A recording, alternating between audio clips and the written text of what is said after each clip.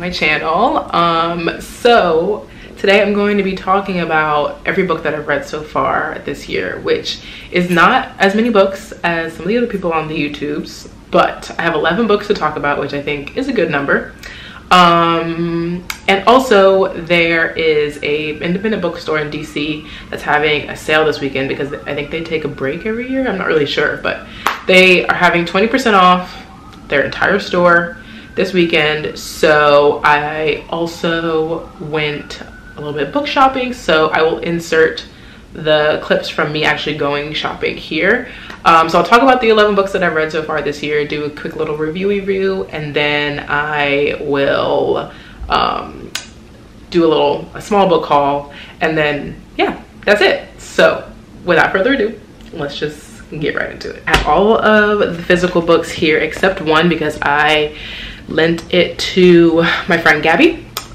But here are all the physical books that I've read so far this year.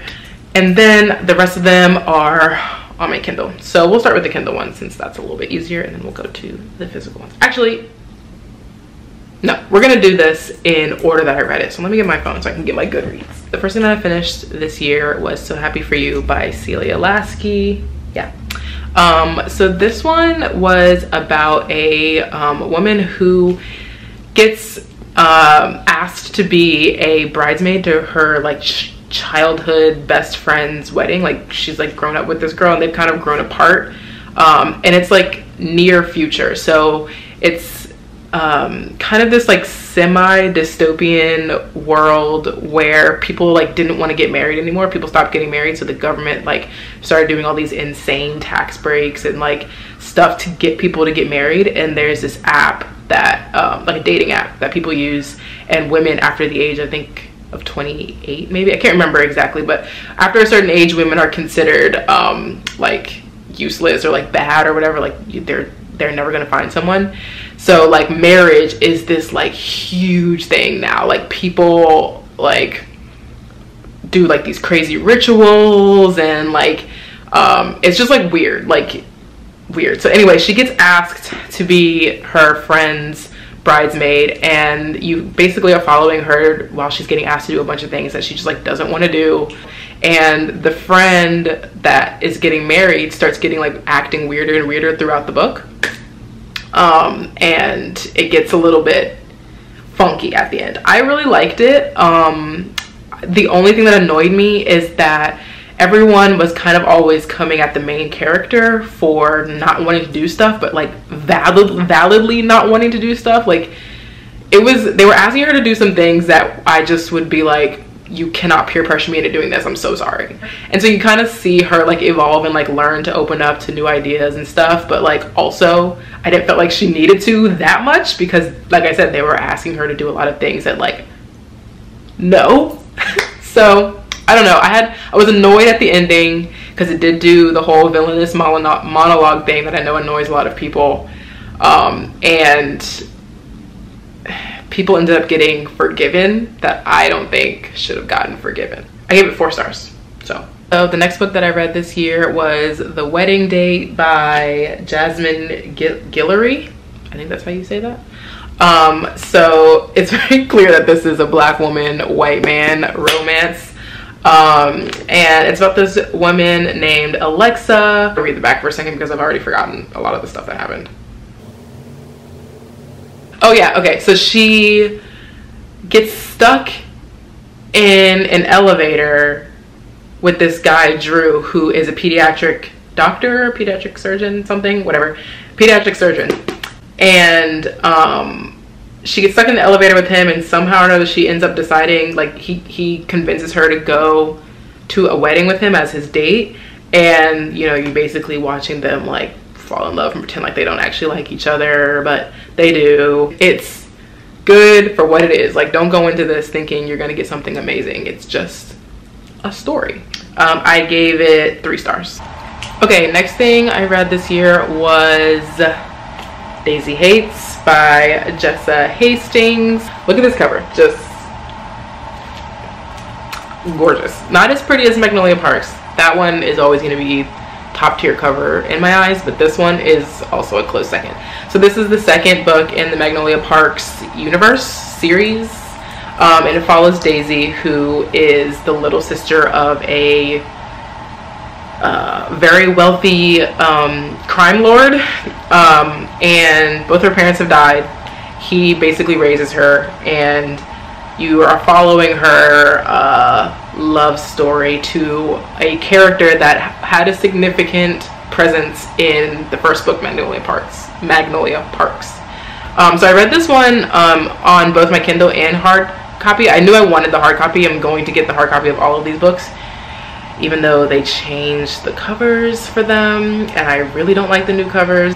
But you can see it's tabbed a lot, because this story in general, like the whole Magnolia Parks universe, has my heart, has me in a chokehold and on my knees. Okay, I love these books so much, you don't understand. Like, let me, please, hold on, stand by. Like, this is what some of the pages look like in this book. Like, all of the criticisms of this series, I understand and I get. It's very repetitive. They're so annoying. They're so toxic to each other. Like, all of the characters are so toxic to each other. You're basically just following a bunch of rich kids be messed up to each other and pretend, like, weird relationships and like bad relationships and blah blah blah blah blah. But it's just so good. It's just so good. The only thing, so, and I might be in the minority for this, but I prefer Magnolia over Daisy. I think Daisy gets dangerously close to pick me energy. Like she's like towing the line of me being like, get a grip, girlfriend, get a grip. Like, there were a few times reading this that I was like, she needs to get it together. Loved it. 4.5 stars. Literally only took off the half star because, like I said, sometimes it gets a little bit repetitive because it's just like, you guys are doing this to yourselves, and like I said, Daisy irritates me in a way that Magnolia doesn't. So the next thing that I read is Pond by Claire Louise Bennett, and this, as you can see, is a pretty small book. A huge change from what I normally read. It feels like something that you would be required to read in like a college, like gen ed literature course or something, or like modern literature 101 or something like that. And it's basically, you are reading a bunch of, like, I guess short stories from, but they're all from the same perspective of this woman who just kind of like lives in a little cottage in a beach town. It's literally just like you're reading her diary. So it took me a while to get through it because, like I said, it kind of feels like something that I would have been required to read for like my college gen ed lit class. But I did like it. I was like, it was boring at times. Like, it literally put me to sleep sometimes, but like in a soothing way. I gave it 3 stars. Like I said, middle of the road. I liked it. It was kind of putting me to sleep, but like in a good way kind of thing. The next book in chronological order that I read it is on my Kindle, so we'll come back to that. The next book, paper copy that I read, is Magnolia Parks Long Way Home. And when I tell you, this book had me so messed up, and like, I mean that in the best way possible. But it's basically just, you're back in Magnolia's point of view, and it's so good, but literally tragic. I literally was sobbing, like tears running down my face because of the ending of this. Yeah, 5 stars. So, okay, the next thing that I read was Brutes by Diz Tate. I tapped this one a little bit, but this is about a group of like these weirdo little girls in Florida that are like maybe like 12 to, they're maybe like 10 to 12, 13, maybe 14. They're like young, they're young. And they're kind of obsessed with the preacher's daughter who disappears, like ends up disappearing. But to me, the story doesn't really revolve that much around them finding her. It's more about them like dealing with the town, dealing with trying to find her, and like the way that the parents gossip, the way that the mothers gossip, their relationship with their mothers, and just like being young girls. And then there's like a teeny tiny bit of like speculative in it that also just is like, what? And one of the things that I think is really cool about this book is the way that it's written, because it's written in first person plural, I think. So they say we and like us and our when they're young, and then it eventually kind of switches over to I and me after a certain event takes place. And you're going back and forth between timelines. So them when they're young in Florida, and then them, each of them, there's like one chapter for each of them as adults, and like reflecting on what happened and kind of how their life, the trajectory of their life changed because of what happened the summer that the like other point of view is in, if that makes sense. I don't know if I explained that well at all, but I think everyone should give it a try. It's one of those books that literally felt like a fever dream. Like the atmosphere of a hot Florida summer where like the sun is so bright that like it reflects off the asphalt and like burns your eyes kind of thing, and like you can't see. Like giving the vibe what this book felt like you can't see because the sidewalk's so bright because the sun's so bright, but it's hot and you feel like you're just like kind of moving through the air because the air is so thick and like nothing is real. That's what this feels like. So if that convinced you to read it, you're welcome. I was like, what did I just read? But I loved it. So 5 stars. Okay, next was A Touch of Jen by Beth Morgan. I've seen a lot of people talk about this book, and I don't know if anyone could have prepared me for what ended up happening in this book. So you're basically following this couple, Remy and Alicia, who are obsessed with this other woman, Jen. And like it was weird the whole time, but it was also just kind of like I was like confused as to why people were saying it was speculative, and like I think it might be horror, I'm not sure. And I was like, what's horror about this? But it was one of those things that just kind of like kept building and getting weirder and weirder, and I was like, what? Probably one of the strangest things I've ever read, and different than Brutes, because Brutes felt like there was a point to the strangeness. This just felt like I was going on a path that had a little bit of like strangeness sprinkled along, but then it just took it, like veered left, like hard left, super fast, and I was just like, so yeah, that's the best way I can describe that. So, yeah, 3 stars. Okay, and the last physical copy of a book that I have is Icebreaker by Hannah Grace. Loved it, ate it up, feet kicking in the air, giggling like on my bed. Loved it. So you're basically following Anastasia, who is a figure skater, and something happens to the skating rink, and the figure skaters ends up having to share the rink with the hockey team, and of course she's like very pissed about it. Like skating is her whole life, she wants to go to the Olympics, she does not want to have to share, but she does end up having to share with the hockey team, and she meets Nate, who's the captain of the hockey team, and you know, it's a romance. They fall in love. I do think that it could have been a little shorter. Like there were some things that I was just like, the point could have been made sooner. I gave it 5 stars, which might be a stretch. Maybe it's like 4.5, but like I really liked it. Okay, hey, sorry if things look different other than the sunglasses. My food was ready, so I went to go pick it up. This one's actually the last physical copy of a book that I read this year. I just don't have it because, like I said, I lent it to my friend Gabby.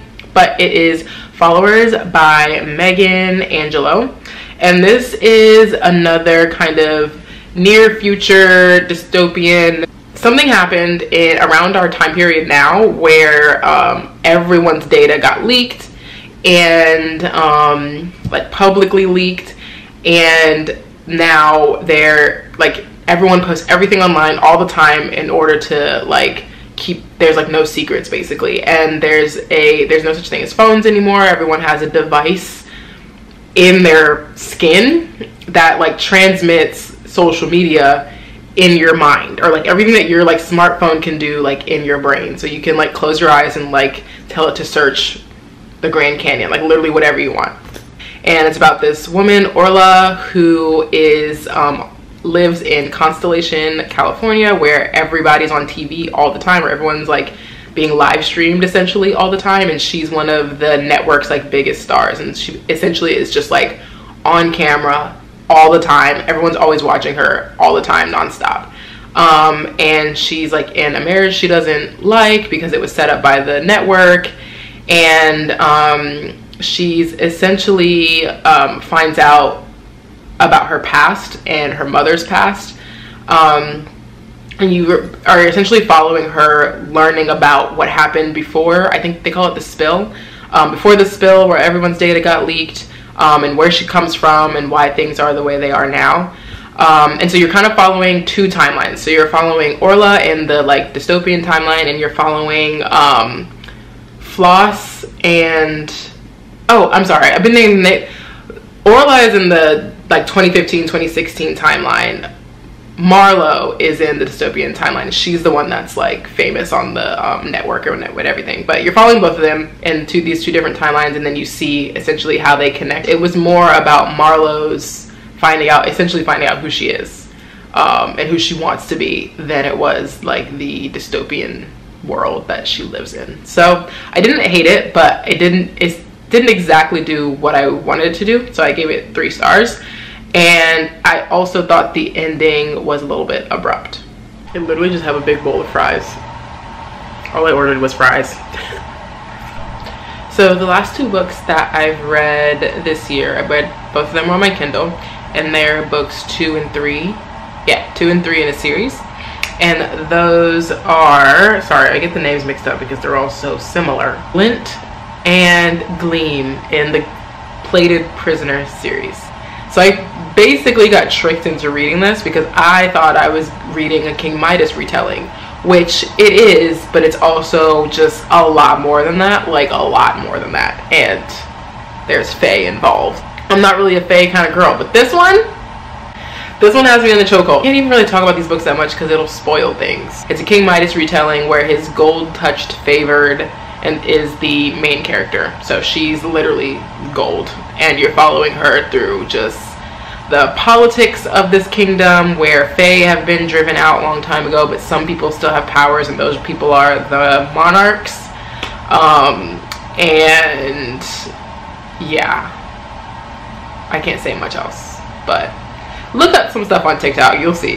But I'm just surprised I like it because like I said, I'm not a fantasy girly, and I'm eating it up like with a fork and spoon.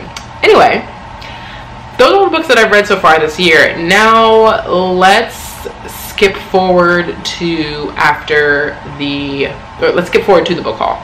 So yeah, okay, bye.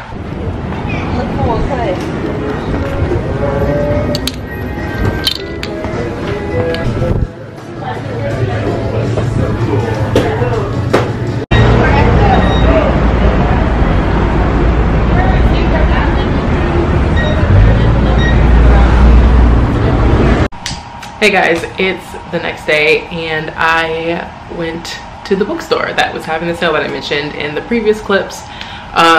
So I'm gonna show you the books that I got, and then I'm gonna do like a quick little haul of a couple other things that I got, because why not? Lost City Books. It's up in Adams Morgan. Everything was 20% off, but I did really good. I only spent $30 in there, and that included 2 pens. So I got 2 books and 2 pens. Not a huge haul, but a good one. The first one I got is Lore by Alexandra Bracken, and it has like a really cool illustration in the front here.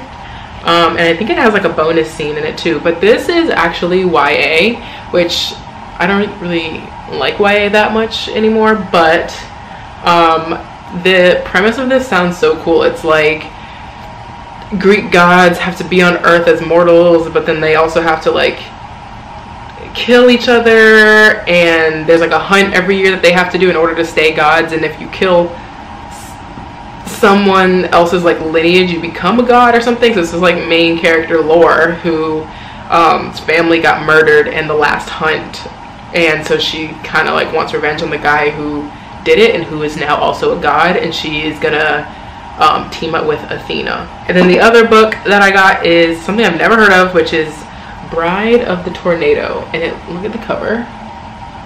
It looks really creepy, but it literally says, and this is by James Kennedy, LOL. You're a worm with a mustache.